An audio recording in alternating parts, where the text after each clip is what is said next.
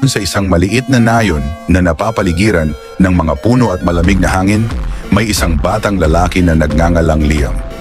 Isang gabi, habang tahimik ang paligid, naririnig lamang ang mahinang huni ng mga kuliglig at ang banayad na ihip ng hangin sa mga dahon. Humiga si Liam sa kanyang kama habang nakatingin sa bintana.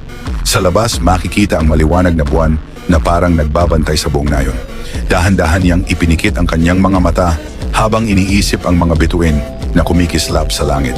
Habang tumatagal ang gabi, ang hangin ay lalong lumamig at naging mas tahimik ang paligid. Ang mga ibon ay mahimbing nang natutulog sa kanilang mga pugad at ang mga puno ay tila dahan-dahang sumasayaw sa hangin. Narinig ni Liam ang mahinang tunog ng mga dahon, swish, swish, swish.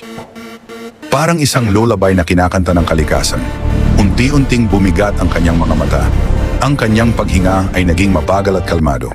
Ang buwan ay patuloy na nagliliwanag sa langit at ang buong nayon ay napuno ng katahimikan.